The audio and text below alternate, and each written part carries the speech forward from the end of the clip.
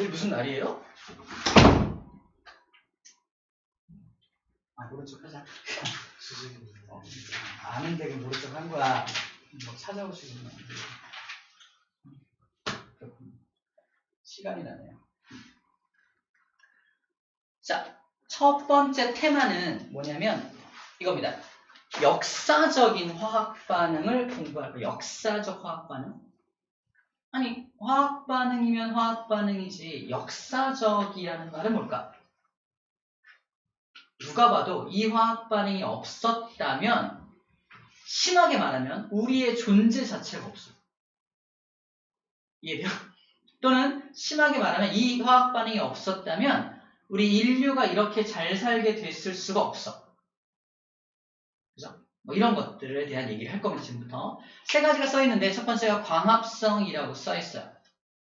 극단적으로 말하면 광합성이라는 화학 반응이 없었다면 우리도 없어요. 인간은 존재할 수 없습니다. 진짜. 광합성, 나 광합성 안 하는데? 우리 광합성 안 하잖아. 나랑 뭔 상관이야? 이럴 수 있으면 이제 우리와의 관계성을 하나하나 알아가면 됩니다. 일단 광합성이 뭔지부터 좀 알아봅시다. 광합성. 우리 굉장히 많이 배워왔어요. 광합성이 뭔지. 그죠? 자, 여러분들이 공부를 어디까지 해야 되냐면 광합성에 대한 화학 반응식을 먼저 알아야 돼. 광합성은 빛을 이용해서 무언가를 합성하는 거거든요. 재료가 뭘까? 광합성 재료? 이산화탄소하고 물이 재료예요. 이산화탄소는 알죠? CO2라고 씁니다. 그죠? 물은 뭐예요? H2O. 그렇죠. 땡큐. H2O가 됩니다. 그래서 뭘 만든다고요? 광합성의 목적이 뭐야? 이때! 산소요! 그러는데 산소. 산소가 목적이 아니야. 광합성은 자기한테 필요한 영양분을 만드는 게 목적이야. 영양분 이름은 세 글자. 정답, 포도당. 좋아요. 땡큐. 포도당인데 이걸 화학식으로 C6H12에 O6라고 이제 암기를 할 겁니다. 암기를 해야 편해. 뭐가 편한지 얘기해줄게. 근데 이걸 만들다 보니까 노폐물이 생겨. 그 노폐물이 뭘까? 그게 산소야. 노폐물. 식물의 입장에서는 산소 별로 필요 없어. 물론 필요하긴 하지만 많이 필요 없단 말이야. 그 산소 남는 거 버리는 거 이렇게 우리는 그 식물이 버린 산소를 보고서 너무 고마워 이러잖아. 산소를 나에게 공급해주다니 너무 고마워 이러잖아. 하지만 식물의 입장에서는 산소는 그냥 남는 노폐물을 버리는 것이다 라는 거예요. 그 다음 이렇게 자 재료를 왼쪽에 썼죠. 화살표 기준으로 왼쪽이 반응물, 화살표 기준으로 오른쪽이 생성물인데 반응물이 이산화탄소와 물이라는 사실을 알아야 되고요. 생성물로 포도당과 산소가 생기는데 개수라는 걸 맞춰야 되잖아. 여기 C6가 들어가니까 탄소가 6개 들어가겠네 라는 걸 판단하는 거야. 그래서 이산화탄소가 몇 분자 필요하다? 6분자가 필요한 겁니다. 그래서 쌤이 굳이 이 화학식을 외우면 좋아 라고 말하는 게 C가 6개 있어야 되니까 이산화탄소 6개 필요하겠지? 나머지 다 6을 써주면 다 개수가 딱 맞아요. 요걸 좀 암기해 놓으면 좋아요. 근데 첫 페이지에 광합성은 안 나와 있지. 그냥 이런 한 텍스트 한글로만 나와 있지만 2장인가? 1장, 5장 넘기면 219쪽에 광합성 화학식이 적혀 있습니다. 광합성 화학식이 적혀져 있어요. 세부적으로 적혀져 있습니다. 이산화탄소 6분자, 물 6분자가 포도당과 산소를 만든다. 그리고 산화환원 써있는데 산화환원은 좀 이따가 어떻게 구분하는지 알려줄게요. 이 화학식을 우리 기억하면 좋겠어요. 광합성이 왜 역사적이냐 이제 좀 돌아가서 다시 생각해 볼게. 이게 왜 역사적일까? 식물의 입장에서 광합성을 시작했어. 왜 역사적이냐면 옛날로 돌아가 봐야 돼. 옛날로 돌아가서 쌤이 처음에 태어났을 때는 공기 중에 산소가 없었어요. 뭐 말도 안 되죠. 무슨 미생물이야? 그죠? 쌤이 지금 말하는 시대는 언제냐면 원시대기가 있던 시절로 돌아갈 겁니다. 원시대기가 있던 시절이란 언제부터 상상하면 좋냐면 우리 배웠던 마그마 바다일 때부터 생각합니다. 마그마 바다일 때 원시 대기가 있긴 있었겠지. 왜 있었냐면은 마그마 바다도 어떤 질량체이기 때문에 중력이 있단 말이야. 주변에 있는 공기를 끌어당기고 있는 중이었던 거야. 당연히 여기 산소라는 기체 있을 수밖에 없어요. 왜? 초신성 폭발로 산소 만들잖아. 그죠? 산소 그리고 초신성 폭발 아니더라도 별에서 만들잖아. 산소 분명히 있었을 것이고 수소도 있고 각종 메테인 등등등 여러 가지 기체, 질소 당연히 있었고요. 여러 가지 기체가 막 있었던 시절에 마그마 바다 상태였다가 이제 운석의 충돌이 줄어들면서 뭐가 만들어진다 그랬지? 지구가 식어가면서 지각을 만듭니다. 오늘 지각한 사람. 고마워요. 다 손을 들어주다니. 네, 농담이었는데 지각을 만든 거야. 얘가 만든 거야. 지금 이제 알아듣는 거 쌤 스타일이야. 아무튼 지각을 만든 거야. 얘가. 지각이란 개념이 이때 생긴 거죠. 얘가 없었다면은 우리 지각해도 괜찮아.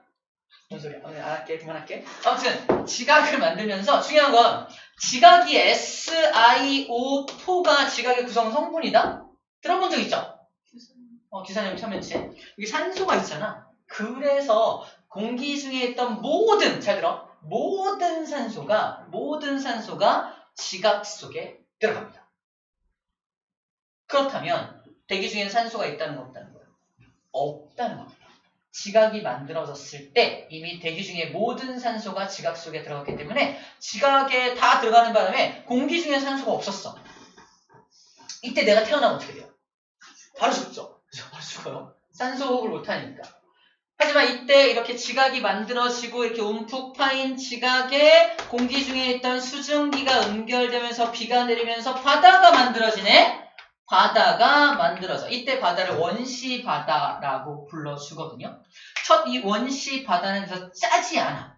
그냥 대기 중에 있던 물이 내려온 거니까. 그지? 짜지 않은 바다가 원시 바다고 나중에 여기에 뭐가 유입돼서 나중에 여기에 NA라는 성분과 CL이라는 성분이 유입돼서 NaCl, 염화나트륨이 추가되면서 짜진 거야. 짜진 겁니다.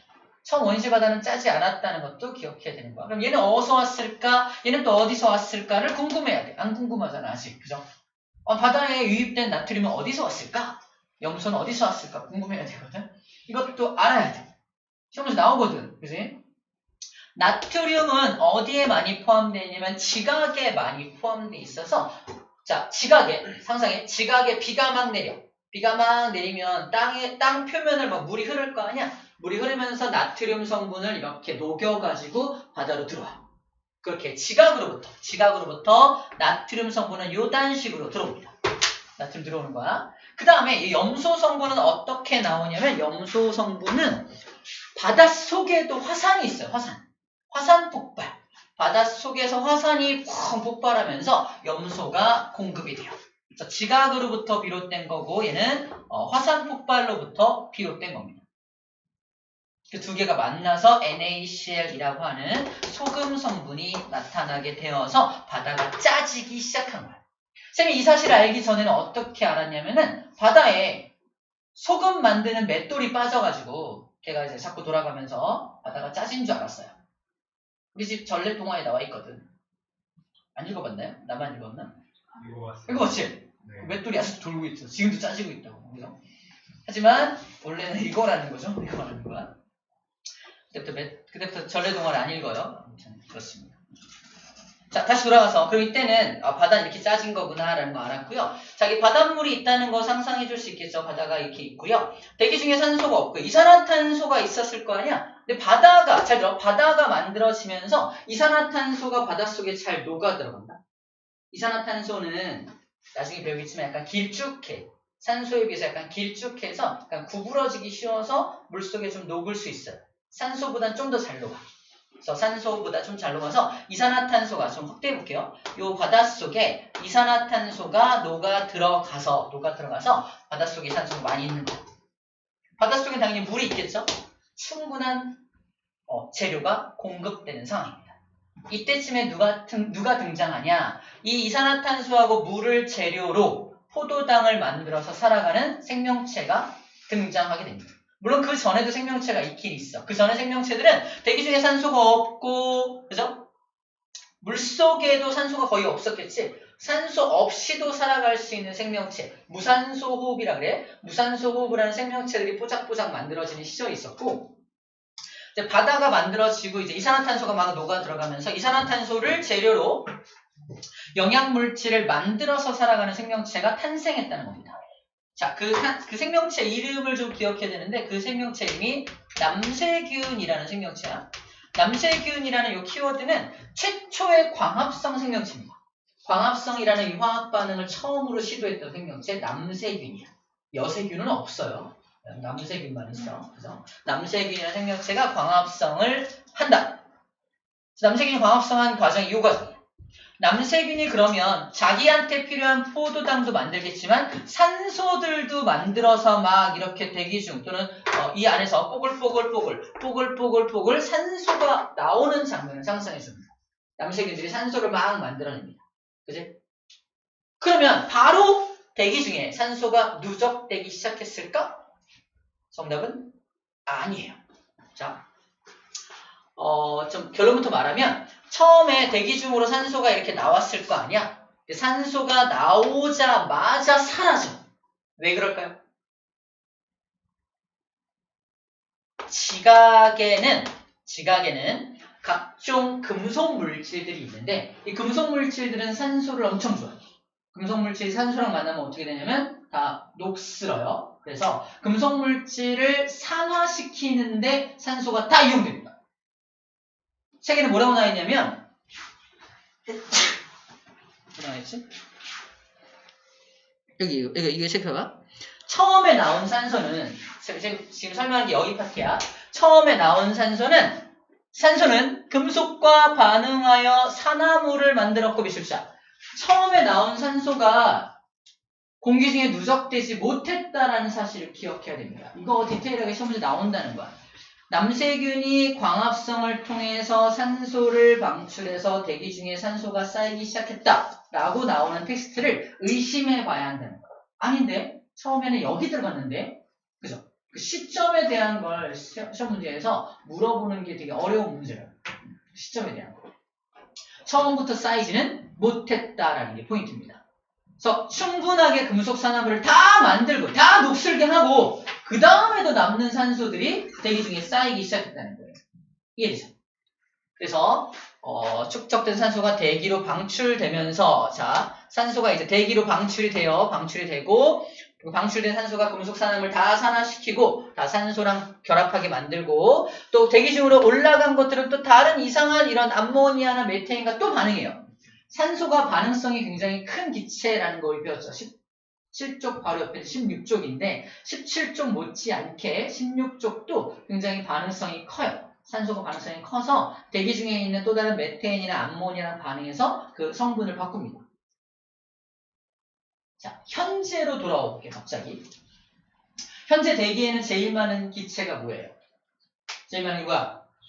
질소가 제일 많죠. 이때 당시에도 질소가 됐다 많았어. 이때도 많았고 지금도 많아. 질소가 왜 많은 줄 알아요? 질소 원자와 질소 원자가 무려 이런 결합을 하고 있기 때문이야. 그래서 삼중 결합을 하고 있기 때문에. 삼중 결합이라는 건 되게 끊기가 어려운 결합이야. 다시 말해서 질소가 한번 만들어지면은 절대로 안 없어져. 계속 남아있어. 그러니까 쭉 유지가 되는 거야. 무려 원시 시대 때부터 원시 대기 때부터 지금까지 계속 같은 비율을 유지하고 있는 게 질소라는 녀석의 특징이라는 거야. 그래프로 나옵니다. 원시 대기 때부터 현재까지 거의 일정한 대기 성분이 이렇게 쭉 나와. A라는 기체 나옵니다. A라는 기체는 정체가 뭐야? 질소겠네라고 판단해 주는 겁니다. 그래프 그려주나요? 그런 자료가 나올 거예요. 자, 두 번째. 그래서 근데 현재 대기에는 질소 다음 많은 게 뭔지 알아요? 지금은 산소가 그 다음으로 많다. 엄청나게 많은 산소가 나왔다는 뜻이에요. 대기 중에 메테인이 많다는 말 들어봤나? 암모니아가 많다는 말 들어봤나? 암모니아는 화장실 냄새거든요. 공기 막 바람 막 불면은 막 계속 화장실 냄새 나나요? 아니잖아요. 암모니아가 지금 대기 중에 많이 없거든. 근데 옛날 원시 대기 때는 메테인이나 암모니아 같은 물질이 있었다는 없었다는 거야. 엄청 많았다는 얘기입니다. 하지만 이것도 사라졌어. 왜? 이 산소 때문에. 원시 바다로부터 나간 그 산소가 나가서 이 대기 성분도 바꿨다는 겁니다. 대기 성분을 바꿔가지고 지금 산소 때문에 이러한 메테인, 암모니아도 사라지게 되었다라는 게 포인트예요. 그래서 원시 지구의 대기 조성이 변했다는 것도 밑줄 자! 자꾸 움직이겠다. 졸리죠? 밑줄 자! 자꾸 움직여야 돼. 자꾸 바뀌었다. 이렇게 해서 현재와 비슷한 대기 조성으로 변해갔다는 거. 이게 두 번째 원시 지구의 대기 조성이 왜 변했는지에 대한 내용입니다. 자, 그 다음 기억할 건 이거예요. 산소 농도가 이제 증가합니다. 지금 남세균 덕분이죠. 산소 농도가 증가하면서 바로 산소를 이용해서 호흡하는 생명체들이 나타납니다. 그게 우리죠. 우리도 산소를 이용해서 호흡하잖아. 그래서 광합성하는 생물이 없었다면 우리도 없었다는 게 저 내용이야. 이해되죠? 광합성하는 생명체가 안 나타나면 산소를 방출하지 않았을 거고 아직도 대기 중에 산소가 없을 테니까 우리 같은 생명체는 나올 수가 없었다. 지극히 진화론적 관점에서 설명하는 거 이해 바랍니다. 과학이니까. 자, 그래서 산소호흡으로 산소호흡 생물이 출현했다는 거고요. 그 다음에 포인트는 산소가 화학식으로 O2잖아. 산소와 산소가 화학적인 반응을 하면 이런 거 만들어질 수 있을까 없을까? O3 만들어질 수 있습니다. O3가 뭐지? 오존이야. 저게 오존입니다. 바로 오존층이 그래 만들어져. 오존층이 성층권에 이렇게 있거든. 성층권에 오존층이 있거든. 오존층의 기능이 뭐지? 자외선 흡수. 자외선이 우리 몸에 좋아요, 나빠요? 자외선이 좋을까 나쁠까? 나빠요. 왜 나쁘지? 맞아. 피부에 닿으면 피부암 같은 걸 일으킬 수 있대요. 자외선. 그 몸에 닿으면 안 됩니다. 내가 생명체인데 계속 자외선을 쬐고 있어 어떻게 될까? 결국 죽겠죠. 그래서 자외선이 태양에서 현재 원시 지구를 향해서 자외선이 오고 있어 안 오고 있어? 계속 오고 있거든요. 오고 있어. 대기 중에는 산소가 없어. 당연히 오존층도 없겠지. 그치? 왜? 오존층이 만들어지려면 산소들이 누적되어야 오존층이 만들어지니까. 이 당시에는 생명체가 물속에밖에 살 수가 없는 거야. 그래서 물속까지는 자외선이 들어가지 못하거든. 그래서 이때 당시에 모든 생명체는 그래서 물속에만 살았던 겁니다. 지금은 어때요? 물 밖으로 나와 살고 있잖아. 우리 집이 물속이다. 사실 인어공주다. 아니 확실히 아니야? 뭔가 비밀을 알아낸 거 아니지? 다리가 없고 이런 거 아니지? 그래서 지금 우리는 물 밖으로 나와 살고 있잖아. 그 덕분 누구 덕분이다? 오존층 덕분이다. 그지? 오존층 덕분이면 오존층을 만드는 건 산소 덕분이니까 결국 누구 덕분이야? 식물들 덕분입니다. 그래서 식물이 없었다면 우리는 아직도 물속에 살고 있어야 한다는 거예요. 아바타가 생각나네요. 아바타. 이번 아바타 봤나요? 네. 물속에서 극장 가서 봤어요. 재밌었어요. 아무튼 왜 광합성을 역사적인 화학 반응이라고 말하는지 이제 좀 인정이 되나요? 그럼 인정해 줍니다. 오늘 정민이가 앉으니까 졸려? 오늘 피곤한 일 있었나요? 오늘만큼 아무도 안 그래야 돼. 자, 그런 얘기들을 하고 있습니다. 그래서 오존이 생성되면서 오존층이 형성이 됐다. 오존층 때문에 물속에 살던 생명체들이 물 밖으로 나올 수 있게 되었다라는 말을 하고 있는 겁니다. 자, 연결돼 있죠. 광합성 때문에 산소호흡 생물도 생겨나고 광합성 때문에 물 밖으로 나와서 육상 생물들도 생겨나고, 그죠? 오존층 때문에, 광합성 때문에 대기 조성도 변하고, 그죠? 이런 여러 가지 지구상의 변화를 일으켰다. 누구 때문에? 광합성 때문에. 역사적이다라는 거 인정만 해주면 돼요. 외울 건 나중에 외우더라도 이런 흐름을 기억하면 돼. 이런 흐름으로 이렇게 된 거구나라는 걸 기억해주면 됩니다. 바로 넘어갈 거예요. 인정만 되면 돼. 그래 맞아. 그래 광합성 인정하시면 돼요.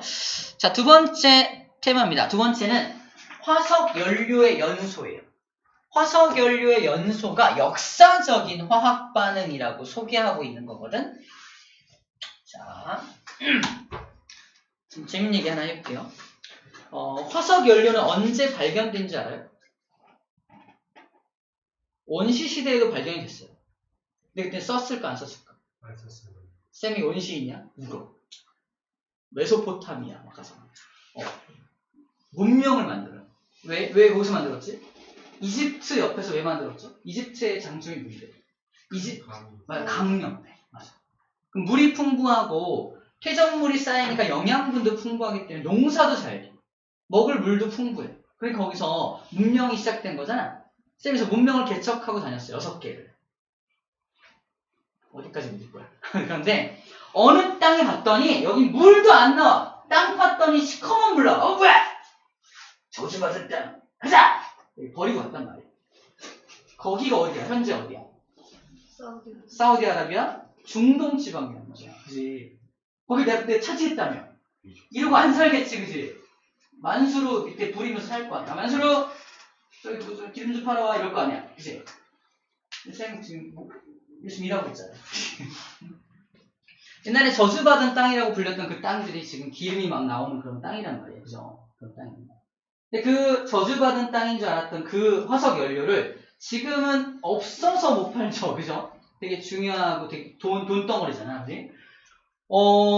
사람들이 이거의 가치를 알아냈을 때가 그때야. 산업혁명 즈음이에요. 산업혁명 즈음에 이 시커먼 물이 뭘까? 한번 태워볼까? 했더니 열이 어마어마한 열이 발생합니다.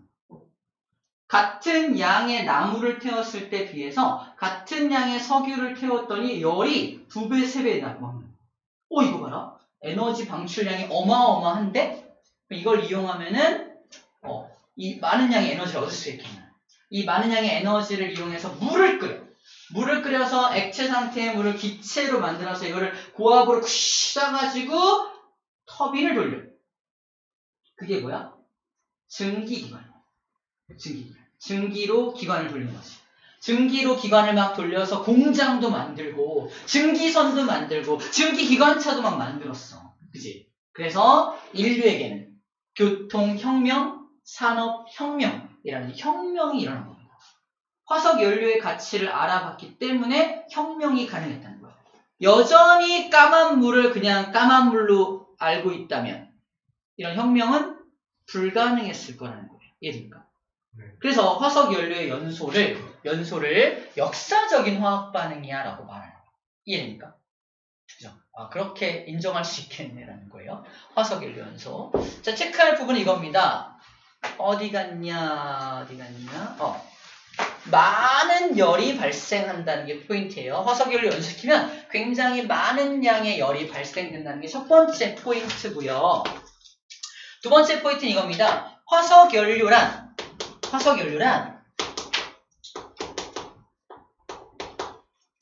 탄소와 수소로만 이루어져 있어요. 탄소와 수소. 일부 산소가 있는 것도 있는데 C하고 H5로 구성되어 있습니다. 여기는 뭐라고 써있어? 탄소와 수소가 주요 성분이라고 적혀있네요. 자, 이거는 그럼 봐봐. 연소시킨다는 건 뭐냐면 산소를 공급해서 태우는 거거든. 생각해봐. 탄소와 수소가 주 연료인데 얘를 태우면 만약에 내가 화석 연료를 처음 사용하고자 계획한 사람이야.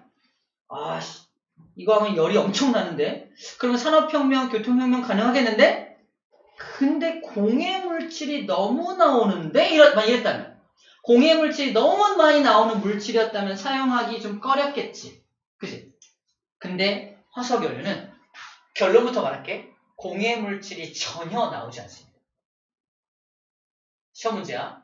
공해란 우리에게 치명적인 어떤 악영향을 미치는 게 공해물질이잖아. 자, 화석 연료를 태워볼 게 뭐가 나오나? C하고 O가 만나면 이산화탄소 나옵니다. H하고 O가 만나면 물 나와요. O도 같은 거니까 그냥 물 나오는 거에 적용이 되는 거야. 끝! 이게 공해물질이니까요. 자, 공해물질을 정의를 잘해야 돼. 공해물질은 우리에게 치명적으로 약영향을 미치는 건데 이산화탄소하고 물이 우리 공해물질이냐고? 아닙니다. 이게 공해물질이라면 여러분들 숨 쉴 때 나가는 것도 뭐야? 이산화탄소하고 수증기 나가거든. 다 공해물질을 일으키는 녀석들이 얘가 다. 공해물질이 아니라는 건데 얘입니까?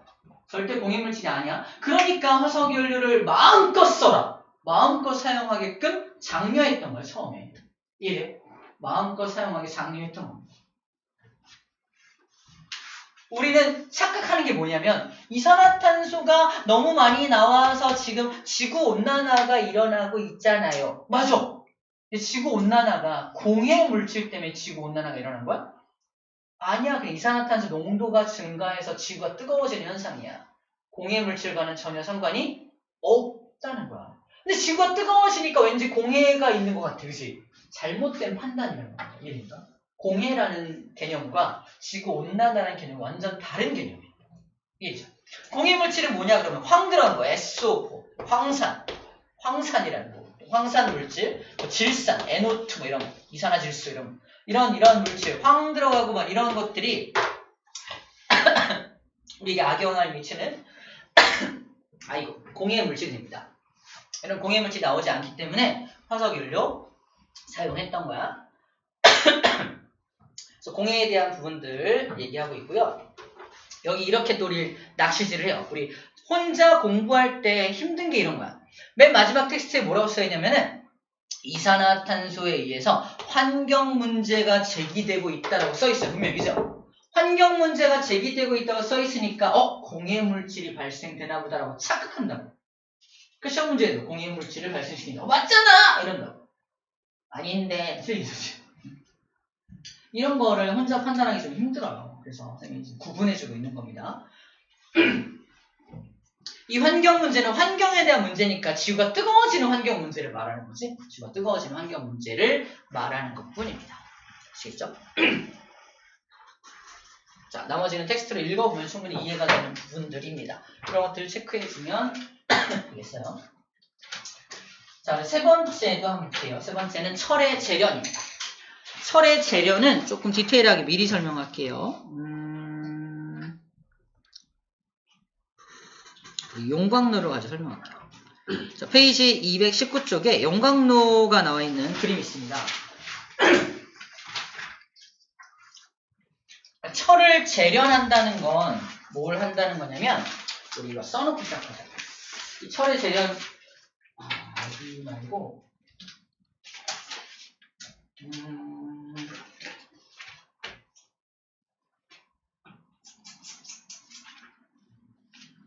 이러자. 다시 미안. 215쪽 맨 위에 가봐. 215쪽 맨 위에 여기 철의 재련 따로 나오잖아. 여기 맨 위에 보면은 약간 빈칸 있죠. 빈칸에다가 쌤이 지금부터 적어주는 거 적습니다. 줄은 한 하나, 둘, 세 줄, 네 줄 정도 적을 거야. 사람에 따라서 네 줄까지 적을 수 있습니다. 구분하시고 제목은 뭐냐면 제목은 강의를 많이 하나 봐. 금방 알아. 제목은 금속의 반응성이에요. 금속의 반응성. 철도 금속이잖아. 반응성을 순서대로 정리할 겁니다. 자, 첫 번째 칸은 좀 띄고요. 두 번째 칸은 한 칸, 두 칸, 세 칸을 쓸 거야. 한 칸 이거였고요. 첫 칸 띄고 두 번째 칸에다가 씁니다. 칼륨부터 칼슘, 나트륨, 마그네슘, 알루미늄, 아연, 철, 니켈, 주석, 납, 수소, 구리, 순, 은, 백금, 금까지 쓸 거예요. 혹시 모르는 친구들을 위해서 얘는 칼륨이고요. 얘는 칼슘이고요. 얘는 나트륨, 얘는 마그네슘, 내슘이고요. 얘는 알루미늄이고요. 얘는 주석이라고 해요. 주석. 아니다. 미안. 아연. 얘가 철. 얘가 니켈. 얘가 주석. 얘가 납. 얘는 수소. 달고. 구리. 수은. 은. 백금. 금입니다.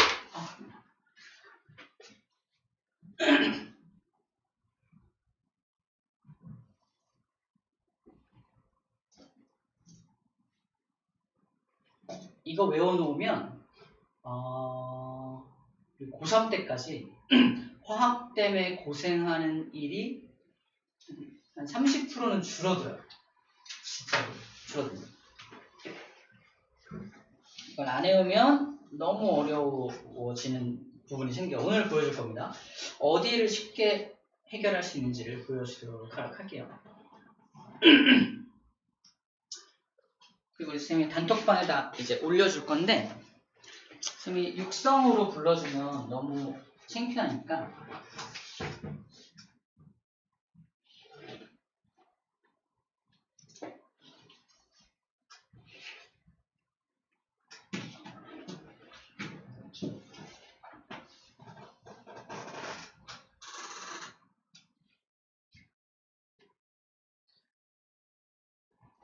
그냥 참고로 들어요. 그렇죠?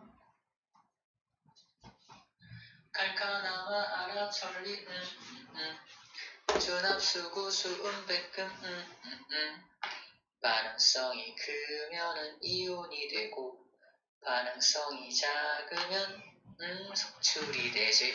와, 1년이 지난 거예요. 이게 암기법인데 쌤이 머릿속에서 이걸 쫙 썼잖아요. 그게 노래를 부르면서 쓴 거야. 쓴 겁니다. 이게 이걸 외워놓기 위해서, 이 많은 걸 외우기 위해서 이 음에다가 집어넣은 거고, 마음에 안 들겠지만 자꾸 이 노래를 들으면서 이걸 좀 외워주면 좋을 것 같아요. 단톡방에 올려줄 테니까. 자, 칼카나마 아라철리 여기까지입니다. 그 다음에 준합수구 수은 백금이 여기까지예요. 칼카나마 아라철리 준합수구 수은 백금이야. 수은 백금. 반응성이 크면 이온이 되고 들었나요 방금? 어디가 반응성이 크냐면 이쪽이 반응성이 큰 쪽이야. 이쪽이 반응성이 작은 쪽입니다. 반응성이 작은 쪽이야. 반응성이 크다는 건 금속성이 엄청 크다는 거야. 우리 기억나나? 이번 시험범위였는데 금속의 특징은 전자를 뭐 하고 싶어 한다? 버리고 싶어 한다. 전자를 버리고. 그럼 원자였던 금속이 전자를 버리면 무슨 이온이 되겠어? 양이온 될 거 아니야? 그래서 금속성이 크다, 반응성이 크다, 이온이 되기가 너무 쉽다. 이 뜻입니다. 가장 이온되기 쉬운 건 누구다? 칼륨이다 라고 말하고 있는 거야. 가장 이온이 되기 쉬운 건 칼륨이 가장 이온되기 쉽다. 이온이 된다는 건 전자를 막 버려서 다른 물질로 막 반응해서 화학 반응 일으켜서 막 이렇게 결합되는 형태로 있는 거야. 온전한 칼륨의 형태로 있지가 않겠네요. 특히 이 철도 몇 등이야? 하나, 둘, 셋, 넷, 다섯, 여섯, 일곱, 7등이잖아. 반응성이 7번째로 크기 때문에 반응성이 좀 큰 편에 속해요. 그래서 자연계에 순수한 철 형태로 관찰되지, 발견되지 않습니다. 다 녹슬어 있는 형태로 관찰이 돼요. 우리 철광이라고 하는 광산을 캐는 곳이 있어. 거기 가서 철광을 막 캐내면 순수한 철이 나올까 아니면 다 녹슨 철이 나올까? 다 녹슨 철이 나와. 돌과 함께 녹슨 철이 나온단 말이야. 이거 쓸 수 있어 없어? 못 써요. 쓸 수 있는 철이 아니야. 이거를 우리가 쓸 수 있는 철로 다시 되돌리는 작업을 뭐라고 한다? 철을 재련한다 라고 표현하는 겁니다. 재련. 이 재련이라는 표현이 다 녹슬어 있는, 다 반응해 있는 녀석을 다시 온전한 형태로 돌려보내는 걸 재련한다 라고 표현하는 겁니다. 재련하기 가장 편한 건 누굴까? 이쪽이죠. 재련할 필요조차 없는 거. 상상해야 돼. 금이 가장 반응성이 작아. 뭔 뜻이야? 자연계에 그냥 덩어리째로 발견돼. 금덩어리. 금덩어리 발견하면 어떨 것 같아? 한 돈에 25만 원. 한 돈이 몇 그램? 1.4g인가? 몰라요. 몰랐어? 더 몰랐어? 몰라요. 언제 팔 때 그랬고. 꺼내야겠다. 금반지 뭐 하는 게 하나 좋아요. 예. 깊어서 말이 안 나는 거. 아무튼 몰랐구나. 좋아. 금 좋아하는 사람이야? 아니요. 기어야 돼? 그래서 금은 잘 봐. 금은 덩어리째 발견돼. 근데 우리나라 사람이 조선시대 때 미국에서 금을 캐러 사람들이 들어와요. 우리나라 사람들은 금을 캐내는 광산 기술이 없었기 때문에 광산 기술을 가지고 광부들이 이렇게 와서 우리나라 인부들을 써가지고 광산을 막 캐게 만든단 말이야. 쌤이 그 인부야. 상투 틀고 있고요. 이렇게 하얀색 띠 들고 하얀색 또 옷 입고 들어가서 막 캡니다. 아유 캐고 있어. 이렇게 땀이야 이건. 그래서 왜? 땀이라고 이렇게 캐고 있는데 쩡 했는데 막 툭 나왔어. 오! 번쩍번쩍거리는 노란색 광채가 나는 덩어리가 툭 나왔습니다. 오! 금덩어리인가요? 그때 누가?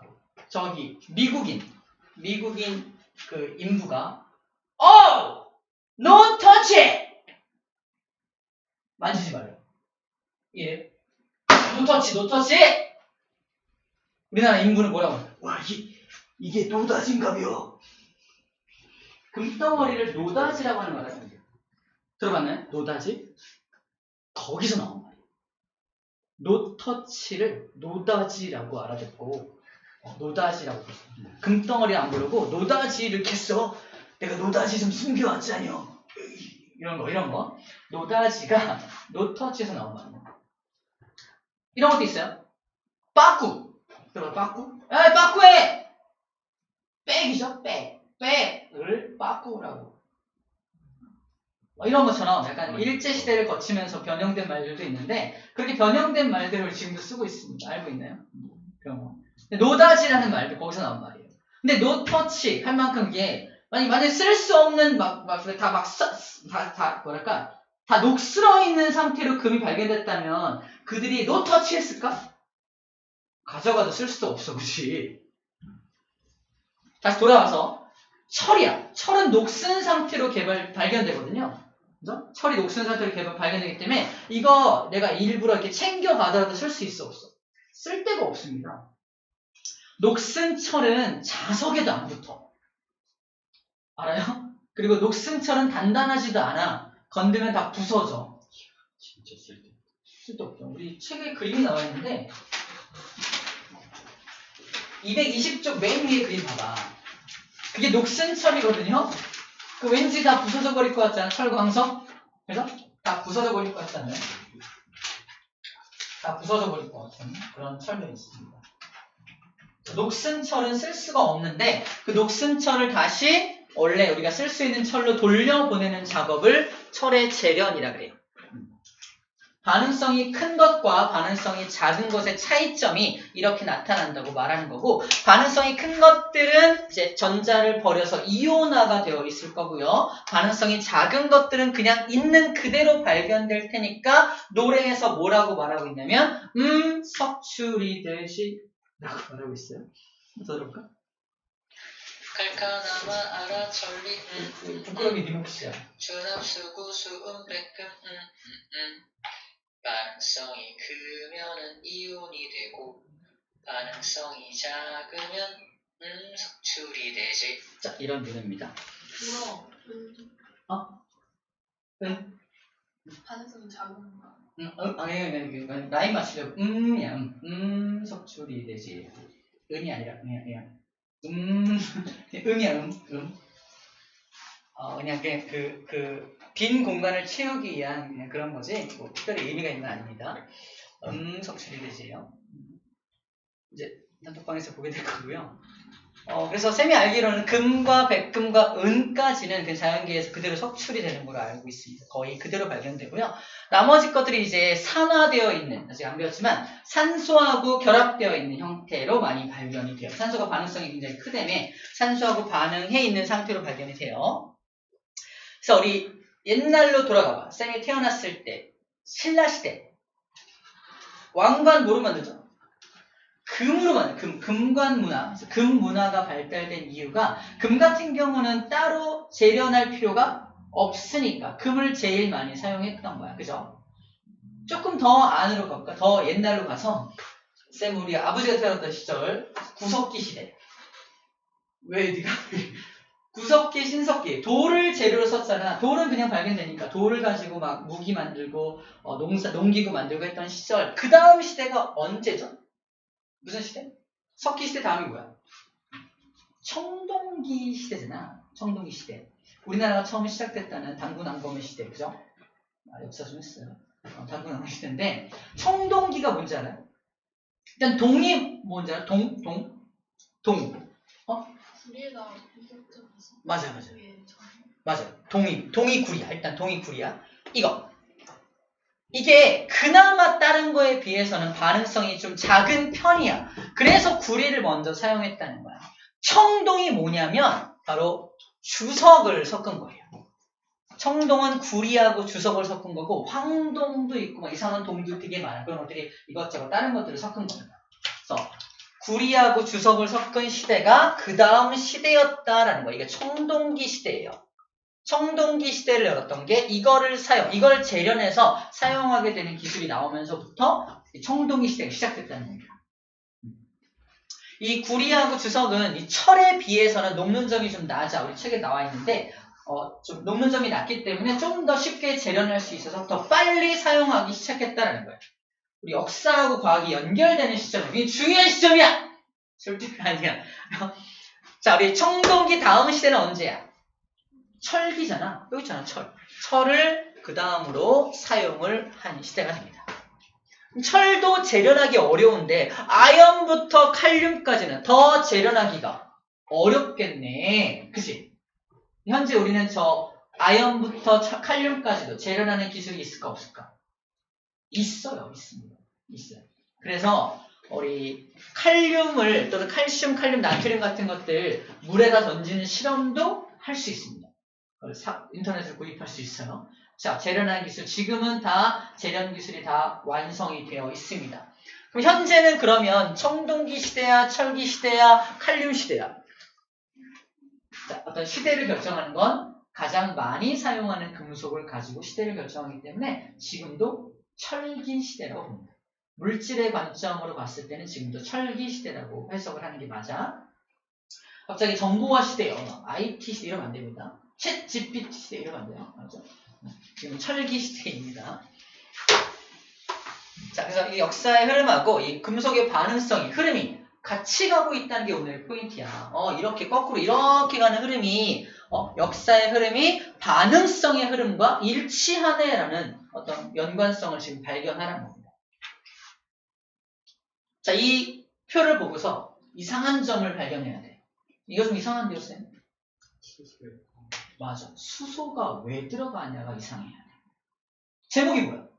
금속의 반응성이잖아. 금속의 반응성인데 수소를 왜 썼냐? 수소가 금속인가요? 아니죠. 그래서 괄호를 쳐준 거야. 얘를 기준으로 봐봐. 얘를 기준으로 얘보다 반응성이 큰 것과 얘보다 반응성이 작은 것으로 구분된답니다. 그럼 H가 무슨 의미를 가지냐면 우리 자연계에 존재하는 요 물에 대한 걸 생각해 주면 돼요. 즉 물속에 던졌을 때 반응을 하는 것들과 물과 만나도 아무런 반응을 하지 않는 것들로 이해해 주면 돼요. 좀 이따 실험 보겠지만 실험에서는 HCl, 염산하고 누가 잘 반응하냐 이거 물어보거든.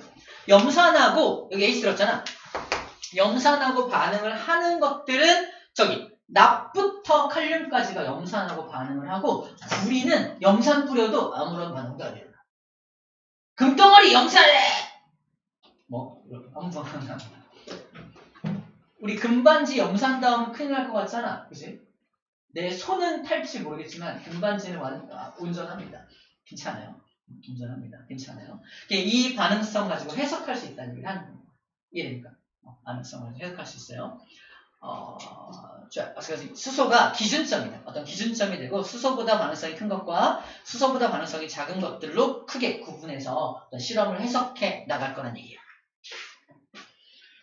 자, 그럼 철을 재련해 볼게요. 철을 재련한다. 철을 재련하는 것도 시험 문제에서 200만 % 나옵니다. 다시 아까 그 페이지로 들어갈게요. 200몇 페이지야? 철 재련 페이지. 219쪽.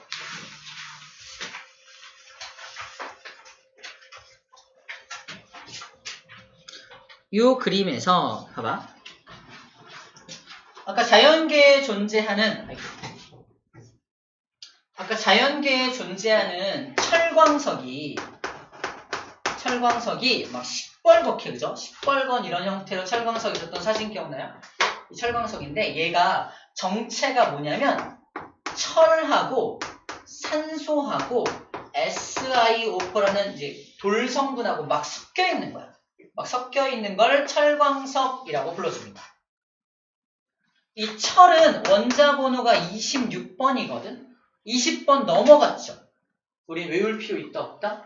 없다. 왜 외우지 말라고 하는지 기억납니까? 20번 넘어가는 것들은 그때 성질이 달라. 그냥 안 외워도 돼. 20번까지는 굉장히 전형적으로 성질이 결정돼 있거든? 20번 넘어가는 것들은 오비탈적인 문제로 그때 성질이 달라. 철도 마찬가지야. 그때 성질이 달라.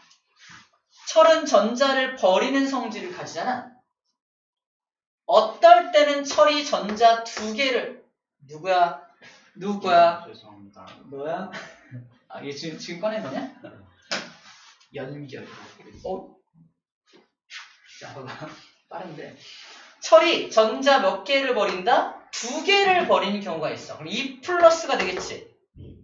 쌤은 U 플러스 써요. 얘는 2 플러스인 거야. 근데 철이 전자를 3개 버리는 경우도 있어요. 3개 버리면 몇 플러스야?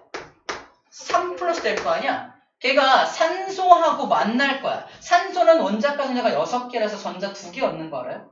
그래서 2-가 돼, 항상. 산소는 정해져 있어. 2-야. 그 봐봐.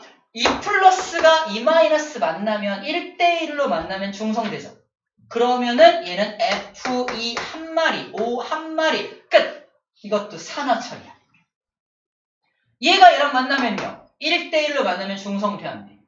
안 되죠? 미안하지만. 그래서 최소 공배수 6을 이용하여 이 녀석 2마리, 이 녀석 3마리가 필요합니다. 맞아요? 그래서 뭐가 만들어져? Fe 2마리, O 3마리가 만나야 돼요. 이것도 산화철이야. 구분하기 위해서 얘는 뭐라고 쓴다? 너는 산화철 2야. 너는 산화철 3야. 라고 구분해. 2와 3를 결정한 게 뭐야? 시작점이 뭐냐? 시작점이 뭐냐를 가지고 산화철 2, 산화철 3가 결정되는 거거든요. 우리 책에 나와 있는 산화철은 뭐라고 써있게요? 둘 중에 누구 쓰고 있는지 알아? 산화철 3를 쓰고 있습니다.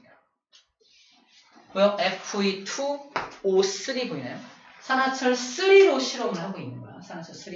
자연계에 더 많이 존재하는 건 아마 산화철 3가 더 많이 존재하는 것 같습니다. 그래서 산화철 3를 이용해서 할 건데, 자, 써보면 산화철 3는 얘잖아. Fe2O3.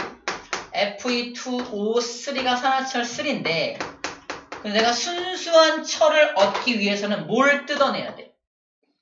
산소 3마리를 뜯어내야 돼. 맞나요? 산소 3마리를 뜯어내야 됩니다. 과학자들이 모여서 아이디어를 내보자. 어떻게 하면 저 산소를 뜯어낼 수 있을까? 순수한 철을 우리가 뜯어내서 우리 다리도 만들고, 그리고 건물도 만들고 막 그래야 돼. 그치? 근데 우리 순수한 철을 만들어내는 재련 기술이 없어. 그래서 산소를 뜯어내야 돼. 그래서 아이디어를 낸 게 아이러니하게도 연탄가스입니다. 연탄가스의 주성분이 CO예요. 일산화탄소라고 부르는 CO입니다. 연탄가스 중독되면 사람 어떻게 되는지 알아요? 왜 죽죠? 죽어요. 산소가 없어서. 맞아요. 맞는 말이에요. 산소가 없어서. 산소가 왜 없냐면, 일산화탄소, 연탄가스가 잔뜩 있고, 산소 아예 없어지나요? 산소도 있거든. 산소도 숨쉬고, 일산화탄소도 같이 들어오면, 그게 문제가 생겨. 잠을 자고 있는데 일산화탄소가 막 방 안에 가득 퍼졌어. 일단 일산화탄소는 왜 생길까? 뭐가 불에 타면 다 생기나?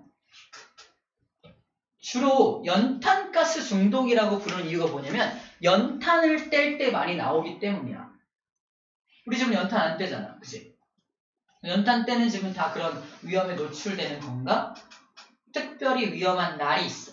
어떤 날 위험하냐면 비 오는 날. 연탄이 젖어요. 젖은 연탄이 탈 때 키워드를 알아야 돼. 불완전 연소한다. 연탄도 화석 연료입니다.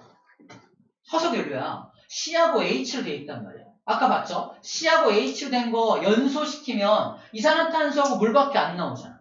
그치? 근데 왜 연탄가스 CO가 나오냐? 그러니까 완전하게 연소되었을 때 이산화탄소와 물이 나오는 거지 불완전하게 연소가 되면은 일산화탄소가 나올 수 있다는 거야. 근데 일산화탄소가 얼마나 위험하냐면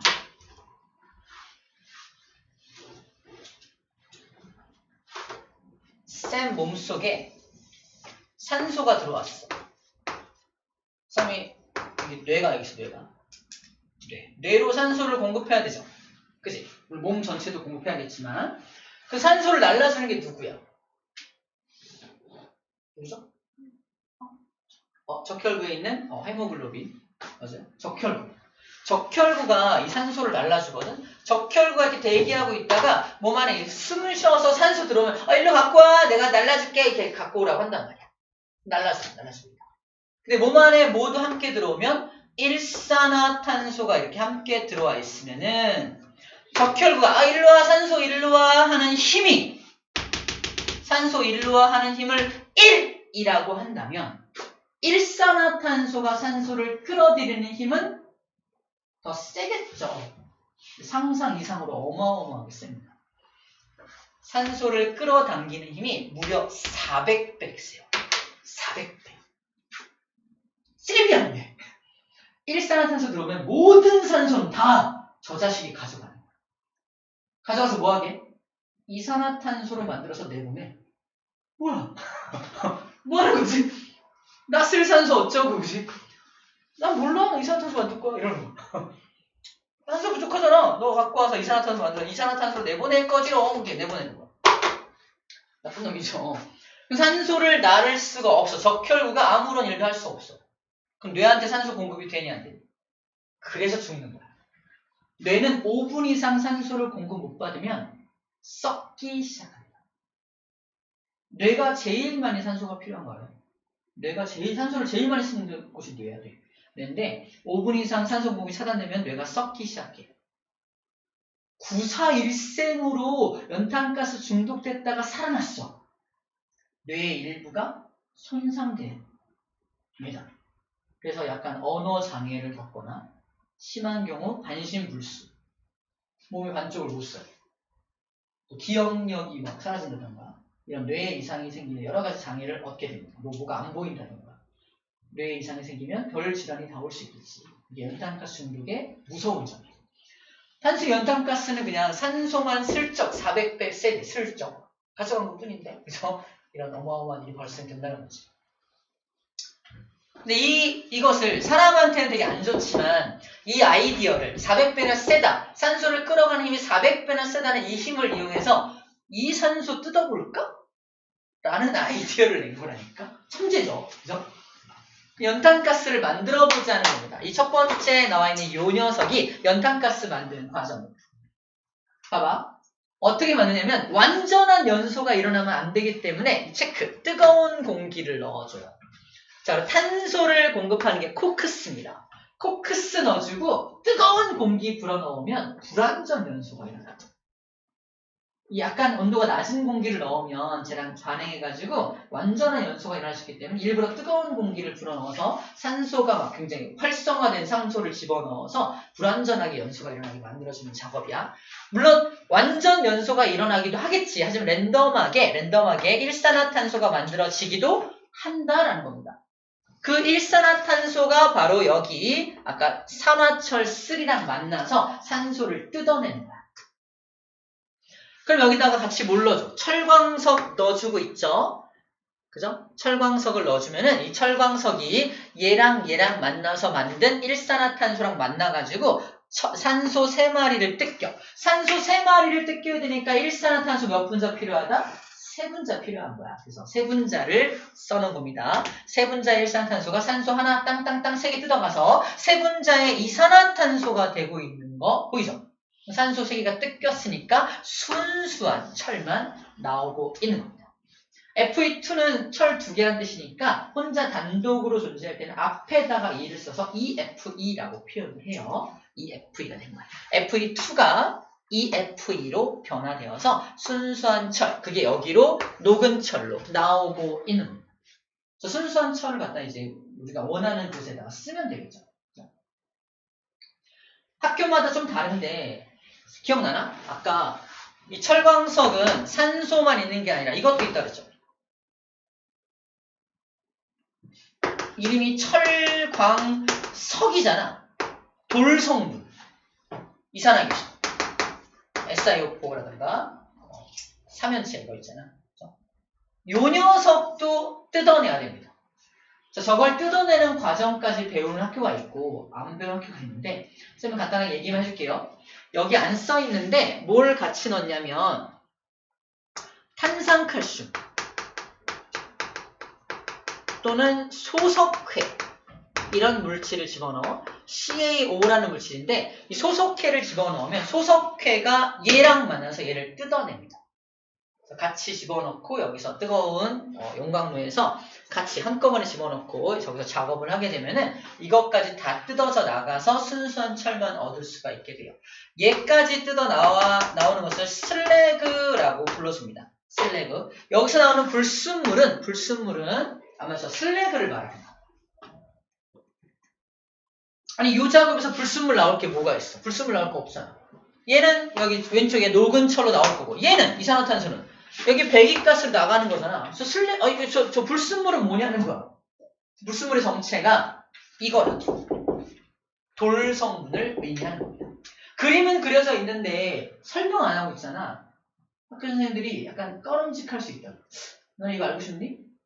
알려줄게. 막 설명을 하신 다음에 시험 문제 낼 수 있다라고 말하는 겁니다. 소석회. 키워드는 소석회야. 소석회가 집어넣고 이거 이렇게 뜯어냅니다. 이거는 이제 학교에서 배우면 추가로 외워주면 되는 부분이야. 자, 철을 재련하게 되면 그 철을 가지고 아까 증기기관차를 만들려면은 열차를 만들 철이 필요할 거 아니야. 증기선을 만들 때도 철이 필요할 거 아닙니까? 또 산업혁명 할 때도 기계 만들려면 철 필요하잖아. 철이 없다면 산업혁명, 교통혁명 불가능하다라는 거. 그런 측면에서 철의 재련도 역사적 화학 반응 맞나요? 맞다. 라고 인정해주면 됩니다. 말이 좀 길었는데 1번 내용을 마무리한 거예요.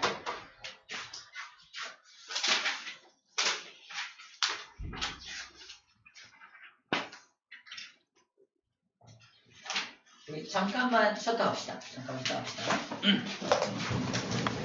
쉬었다 할게요.